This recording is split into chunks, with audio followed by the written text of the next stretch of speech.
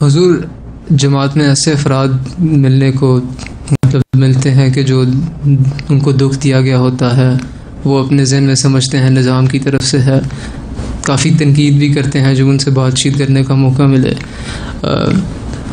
अगर मुरब्बी सिलसिला को ऐसा महसूस हो कि उस शख्स के ख़िलाफ़ जो काम किया गया है वो वाकई बुरा है, नाम उसका गालबन बुरा समझा गया हो निज़ाम के अंदर, लेकिन मुरब्बी सिलसिला समझे कि वो सही है, तो बहैसियत मुरब्बी हमको उस मामले को किस तरह अप्रोच करना चाहिए? एक तो है कि पहले तो उस मामले की गहराई में जाओ, देखो कि उस शख्स के जो भी जज्बात हैं वो सिर्फ़ अपनी अना की वजह से अपने आप को सही समझ के कर रहा है और इस वजह से दूरी हुई है। अगर किसी में ईमान मजबूत है तो उसका ईमान इन बातों से मुतज़लज़ल नहीं होता, ठीक है। ना वो जमात से पीछे हटता है, ना वो खिलाफत से दूरी पैदा करता है।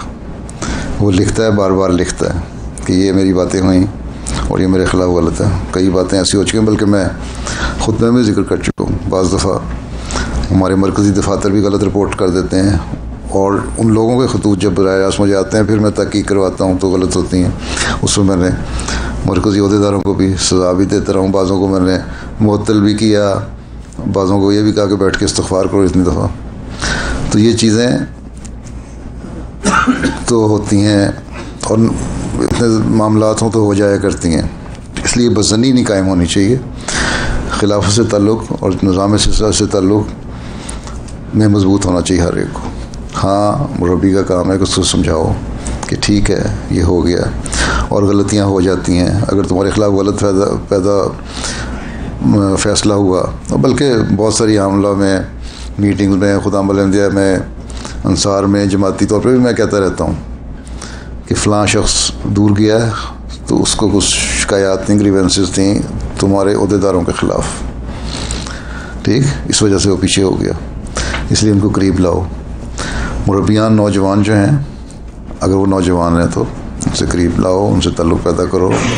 अगर वैसे तुम्हारे असर में आते हैं तो उनको करीब लाओ, उनसे कहो ये चीज़ गलत है कि तुम निज़ाम के ख़िलाफ़ बोलो। हाँ, फ़लाँ अहदेदार से तकलीफ़ पहुँची, गलत हो सकती है और फ़ैसला भी गलत हो सकता है। अगर हज़रत सल्लल्लाहु अलैहि वसल्लम ने फरमाया कि एक चर्ब ज़ुबान अपनी चर्ब ज़ुबानी की वजह से मेरे से गलत फ़ैसला करवा लेता है और दूसरे का हक़ मार लेता है, तो वो मेरा कसूर नहीं, वो अपने पेट में आग का गोला भर रहा है, ठीक। तो ये चीज़ें तो चलती हैं, ठीक है। तो लेकिन निज़ाम और खिलाफत से दूरी नहीं होनी चाहिए इस वजह से। बाद ऐसे मुखलिसीन हैं, चंद एक ऐसे होते हैं, लेकिन बार बार लिखते रहते हैं और लगता है कि वो मछली की तरह तड़प रहे हैं जो पानी से बाहर निकाल दी जाए, ठीक।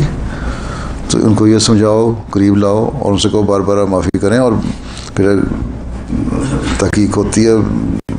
अगर वो सही है तो उनके हक़ में बात भी हो जाती है, ठीक है। असल चीज़ ये है कि ईमानों की मजबूती होनी चाहिए, इसलिए ईमान की मजबूती की दुआ करनी चाहिए।